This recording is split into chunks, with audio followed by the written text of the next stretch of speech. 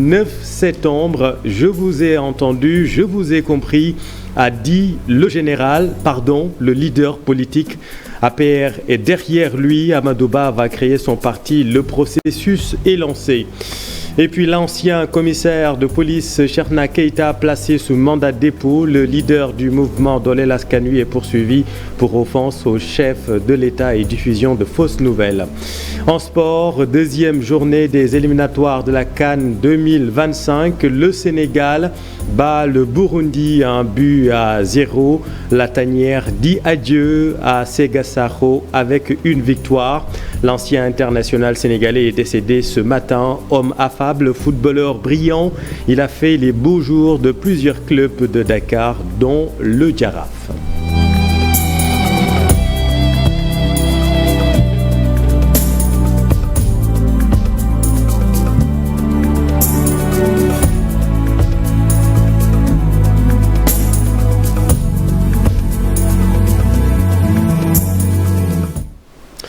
Aucun adjectif ne pourra qualifier les circonstances de la mort de 16 personnes dans un accident ce matin à Ndiambafal dans la région de Diourbel. Selon les témoignages, elles se sont retrouvées coincées dans un bus. Le véhicule a fait un choc frontal contre un camion avant de prendre feu. Ce soir, l'identification des corps est la première équation pour les familles éplorées. Le point avec Mamadou Fall. Jamais un drame si cruel n'a secoué notre chère nation. Accident de la route, nous avons l'habitude de le constater, mais celui-ci a enregistré un bus complètement calciné. 16 morts, bilan provisoire, des victimes qui ne pourront pas être identifiées à cause de leur état. L'accident en question est d'une rare violence. Le bus qui tentait de dépasser un car de transport est entré en collision avec un camion transportant du sable. Un grave accident avec un bilan provisoire de 16 morts et 20 blessés, 16 blessés légers. D'ailleurs, des sources indiquent que de nombreux corps sont restés coincés dans les décombres du bus calciné. Pour un accident de la circulation routière, arrivé sur les lieux à 6h08, il s'agissait d'une collision entre un bus et un camion, occasionnant malheureusement 52 victimes, dont 16 blessés légers et 20 blessés graves. Malheureusement aussi, comme je l'ai dit tantôt, on a dénombré 16 corps sans vie complètement calcinés. Pour arriver à bout à notre intervention, nous avons déployé 3 fourgons pompe-tonnes, 2 ambulances, un véhicule de secours routier. On en avait besoin dans la mesure où les victimes, les corps sans vie étaient coincés dans le bus. Donc le problème qu'on avait rencontré, c'était la désincarcération de ces victimes-là. Mais heureusement, comme nous avons un VSR, véhicule de secours routier, cela nous a facilité le travail. Donc au moment où je vous parle, toutes les victimes blessées, les blessés ont été évacués au niveau du district sanitaire de Khombol et tous les corps sans vie aussi ont été déposés à la morgue de l'hôpital régional de Diourbel. La psychose gagne plusieurs familles à l'annonce de ce grave accident. 16 corps calcinés, comment faire pour les identifier? Des familles pourront-elles faire leur deuil normalement? Mamadou, l'origine du feu n'a pas été encore formellement identifiée. En revanche, un excès de vitesse serait la cause de la collision. Selon un passager rescapé, le chauffeur aurait totalement perdu le contrôle du véhicule. L'épouvante s'en est suivie dans une partie du pays particulièrement accidentogène. Le reportage de Babacar Diouf que nous retrouvons après cet élément. Du bus de la mort, Djibissi raconte cette matinée effroyable qu'il a vécue entre Dakar et Ndiambafal. Je roulais trop vite. À une vitesse vraiment, on ne peut même pas l'expliquer. Après cela, il y a eu un des pneus arrière qui a éclaté. Là, il a perdu le contrôle de son véhicule. Il s'est trouvé face à face avec un camion. Voilà, bon, il y a eu le choc était inévitable. Un choc terrible d'ailleurs. Le bus s'est renversé, puis il a pris feu, quoi. Vraiment. Il y a eu beaucoup de victimes. Oui, Un accident qui a fait 52 victimes, dont 16 corps sans vie, dans un état méconnaissable. Les professionnels des transports indexent l'exiguïté de la route et l'absence de formation. Le véhicule là, il y a les camions et les bus. Chaque véhicule mesurait 2,50 m. Il y a 2,50 m sur pratiquement 6 mètres, moins de 10 mètres. Chaque pneumatique éclaté. Un fracteur seconde, moins de 50 cm. L'autre véhicule prendre les routes vers l'autre véhicule. Toujours nous déplorons les manques de renforcement des secteurs professionnels, surtout les conducteurs. Nous demandons l'État pour faire beaucoup de choses pour les secteurs professionnels, surtout les chauffeurs. Il faut renforcer les capacités. Le directeur de l'Agence nationale de la sécurité routière annonce des mesures. Organisme qui gère et qui coordonne toutes les activités liées à la sécurité routière, nous allons mettre en place tous les dispositifs pour améliorer la sécurité routière. Que ce soit l'infrastructure routière et l'environnement, que ce soit les autres domaines concernant la formation des conducteurs. Donc... Quoi qu'il en soit, les usagers de cette route nationale numéro 3 et les riverains demandent l'érection de ralentisseurs pour mieux voyager sur cette route accidentogène de la région de Diourbel. Et nous retournons sur les lieux de ce drame, retrouver Babacar Diouf en direct avec nous. Bonsoir Babacar. Bonsoir Chérif. Quels sont les derniers développements depuis ce matin? Est-ce que vous avez des nouvelles des 20 blessés graves?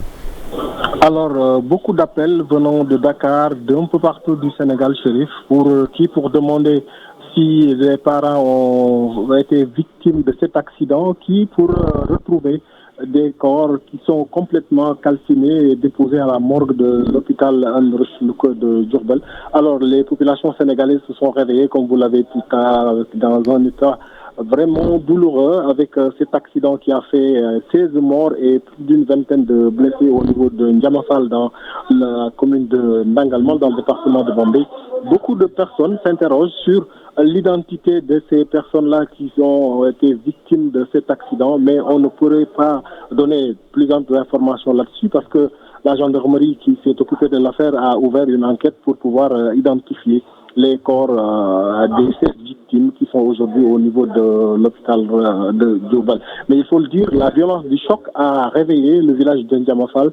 Cette violence a été amplifiée par cette explosion. Qu'est-ce qui a causé l'explosion? On ne saurait le dire, mais les sapeurs-pompiers ont du mal à sortir les corps sans vie des décombres du véhicule parce qu'il faut le dire, dans ce véhicule-là aussi, dans ce bus, voyager des femmes qui devaient rallier le marché de Bambey-Sérère avec des bagages, ce qui pose encore une fois la réglementation du transport au niveau du Sénégal, parce que comme vous le savez, les gens voyagent avec des bagages dans des bus de transport, ce qui pose encore une fois le problème de la sécurité sur nos routes, Chérif. Et Babacar, le drame s'est produit peu après 5 heures, donc ce matin, dans une partie du pays, vous le disiez dans votre reportage, particulièrement accidentogène. Alors, ce qui pose encore une fois le respect de cette règle qui interdit les transports à la nuit, à quelle heure le bus est-il parti de Dakar? On ne pourrait le dire, mais arrivé à cette heure-là, à 4 heures du matin, 5 heures moins, ça pose encore une fois le problème du respect de cette directive qui interdit le respect le voyage à certaines heures de la nuit. Ce n'est pas respecté. Et qu'est-ce qu'en font les forces de défense et de sécurité? Je donne ma langue au chat, mais ça semble dire que cette loi n'est pas respectée. Cette réglementation du transport n'est pas toujours respectée. Il y en a qui voyagent dans la nuit et c'est interdit par les textes au niveau de la réglementation au Sénégal. Merci beaucoup Babacar Diouf en direct de Diourbel à Ndiamafal exactement où a eu lieu ce drame ce matin. Rappelons-le, 16 personnes décédées dans des circonstances particulièrement douloureuses après un choc, après une collision entre un bus et un camion. Donc le bus a pris feu et 16 personnes coincées, décédées dans ces circonstances difficiles. Merci Babacar, vous suivez tout cela pour nous. Dans l'actualité également, le chavirement d'une pirogue de migrants à Hambourg. Difficile pour l'heure de donner là également le chiffre exact de personnes disparues, mais 9 corps sans vie ont été retrouvés. Bilan encore provisoire. Le point avec Ndaïma Tidiak.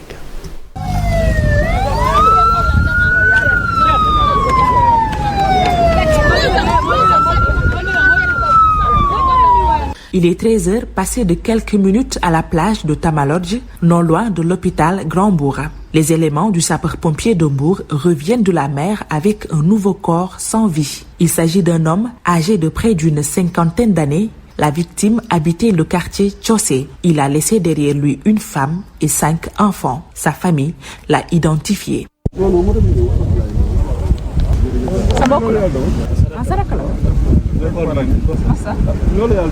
Mais peu de temps avant cette découverte, 4 nouveaux corps ont été repêchés par les pompiers, 3 femmes et 1 homme, portant ainsi le bilan provisoire du chavirement de la pirogue de migrants à 9 morts. Cette scène s'est déroulée en la présence d'une forte foule venue de tous bords, parmi elles, des parents des victimes venus identifier les corps.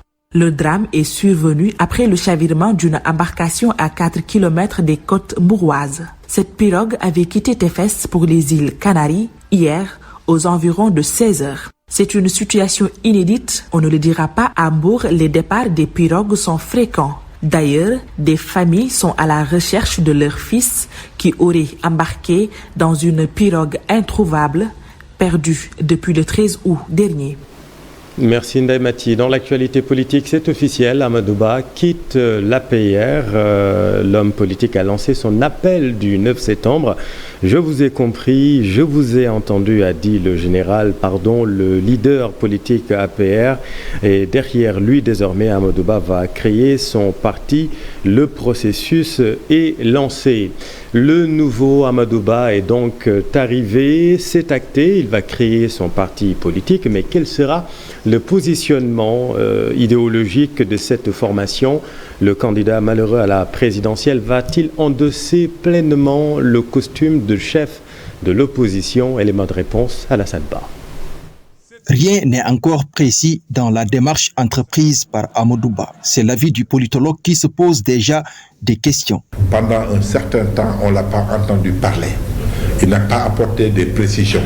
C'est seulement à quelques heures du lancement de ce parti, comme on nous l'avait annoncé, qu'on a vu Amadou Ba revenir pour préciser que ce ne serait pas donc le lancement d'un parti politique. Moi, j'ai entendu quelques-uns de ces jeunes faire des sorties pour dire qu'ils ne sont pas d'accord.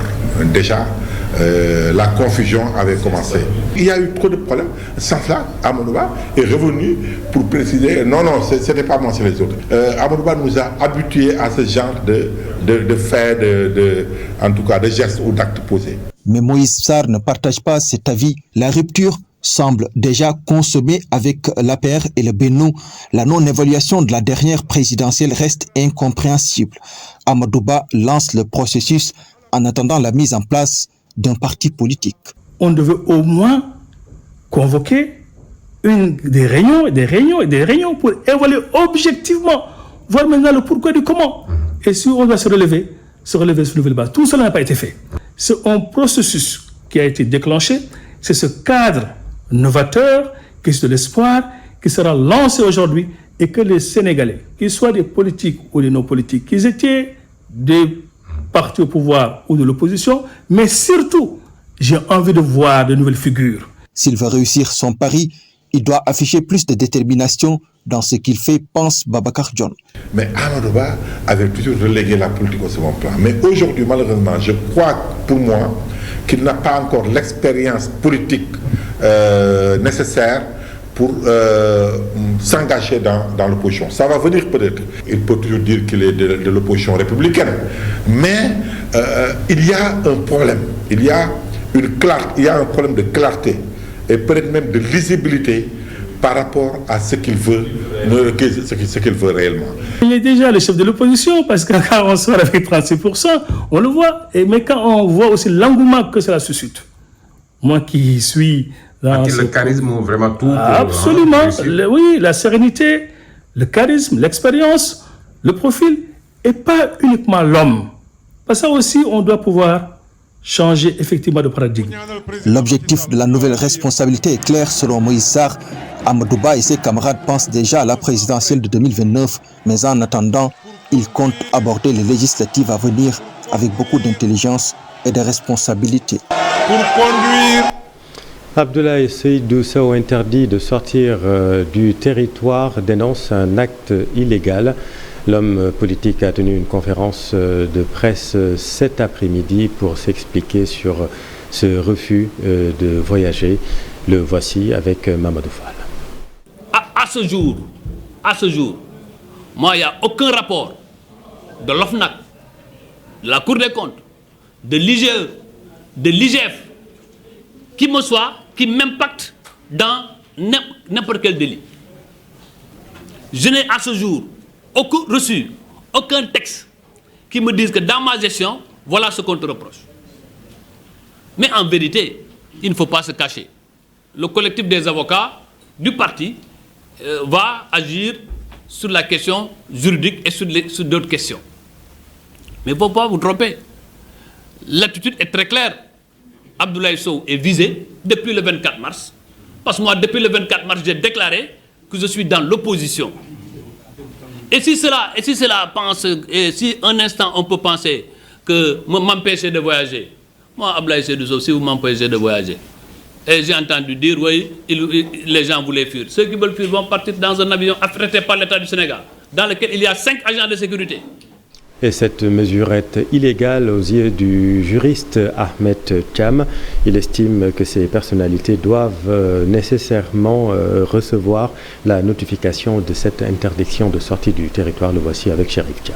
Normalement, dans la rigueur des principes, nous savons qu'ici au Sénégal, le juge est le gardien des libertés individuelles, le droit d'aller et de venir est confié au juge et non à l'administration, sauf dans des cas d'exception près.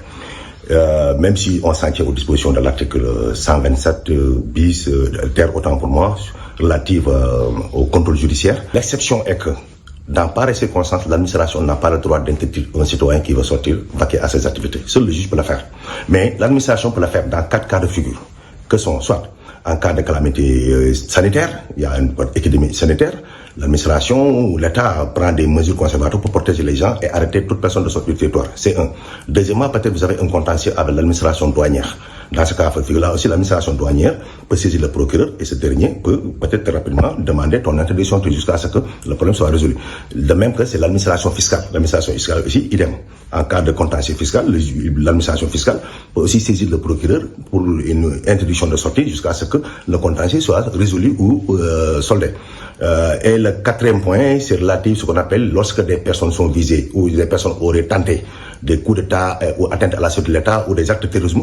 Dans ce cas-là, le ministre de l'Intérieur peut prendre des mesures conservatoires en les interdisant ces personnes soupçonnées d'avoir participé, soit comme auteur, comme complice, ou bien comme auteur à ces actes de ne pas sortir du territoire. Voilà les cas de figure auxquels l'administration peut prendre des mesures conservatoires en interdisant des personnes de sortir du territoire. Mais à l'exception de ces 4 cas-là, seul le juge peut décerner un acte ou une ordonnance d'interdiction de sortie pour certaines personnes.